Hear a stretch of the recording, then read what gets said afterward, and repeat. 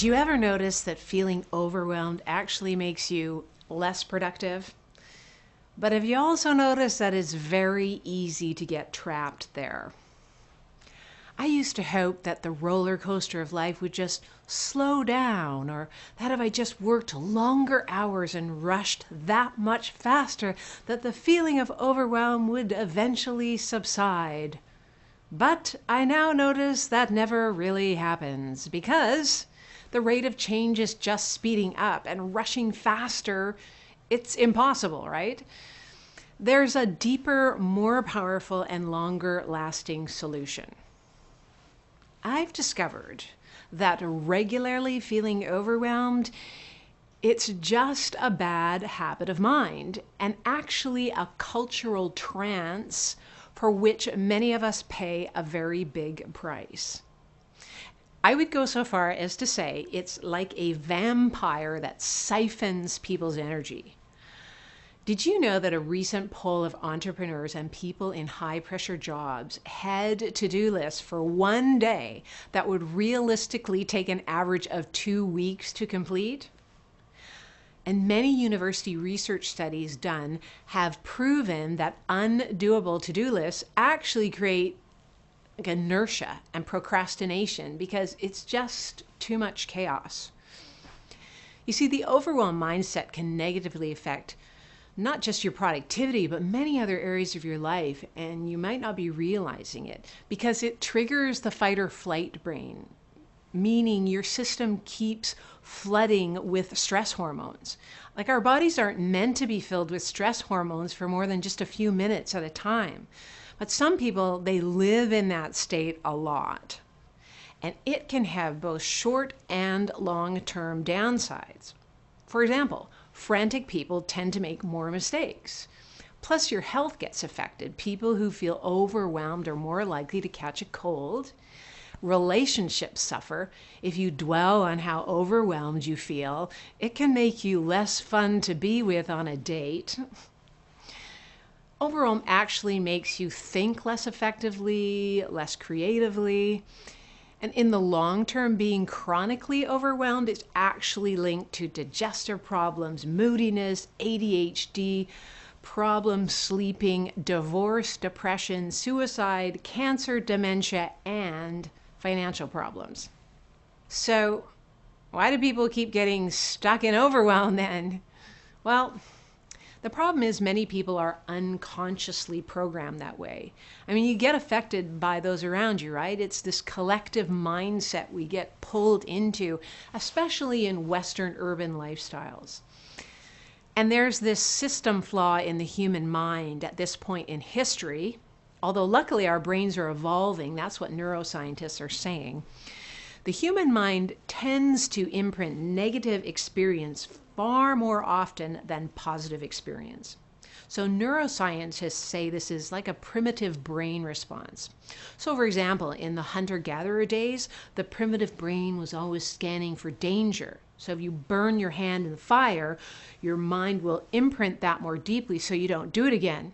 But if you see a great sunset, the brain doesn't see this as necessary for your survival, so won't imprint it so deeply. So this kind of system flaw means you remember far more negative experiences in your life than positive ones, giving you the overall impression that life is dangerous and unpleasant, when actually most of the time it isn't.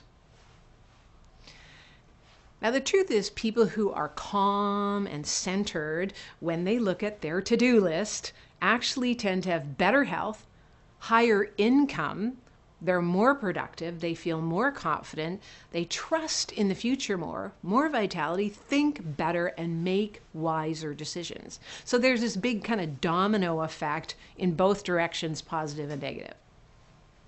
So here's a quick tip that makes a difference for a lot of people, and it's based on the old adage, what you focus on grows. So if you really think about it, for every one thing in your life that's not working, chances are 1,000 things are going well, right? Like I was recently on a flight from Florida to Seattle, and the plane was almost at the gate when the pilot announced that the sky bridge wasn't working and we'd have to wait 15 minutes before being able to deplane. Now, I had this tight connection to get and a presentation to give as soon as I landed.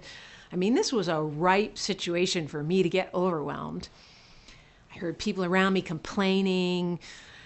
Now, I used to be one of those people who would spend this 15 minutes escalating into greater stress, but I changed that habit.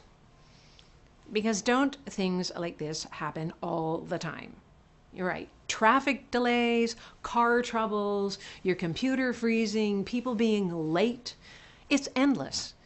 If you let yourself get triggered by all of them, you'll be exhausted most of the time and have no energy left over for what is important in life. Say to yourself, what's good about this situation? On the plane, I thought to myself, okay, didn't 1,000 things need to go right to get me in a hurtling metal tube from one side of the country to the other safely? It's only the sky bridge. I'm happy about that. Well, I thought, hey, my next flight is at a gate that's close by. I'll ask the flight attendant to let people with close connections get off first, which I did. Ha! That means I don't have to wait for everyone else to get off first. And in the meantime, I get to continue working on my presentation for an extra 15 minutes. I completely de-triggered myself and spent an enjoyable 15 minutes getting further prepared. I walked off the flight and on to the next one with many minutes to spare. Now I know you may intellectually understand that overwhelm hinders you, but do you notice you're still doing it anyway?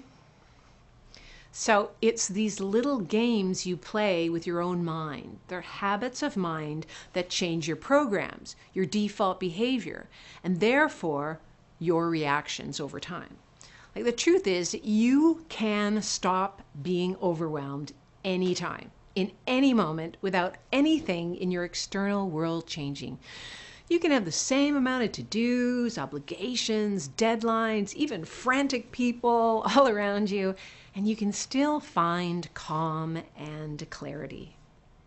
So, use the what's good about this situation habit, or make up one of your own. You just need to trick your mind into being present, happy, and centered, and eventually you'll just naturally choose that over and over again, no problem. I'm Carla Rieger. Thanks for listening.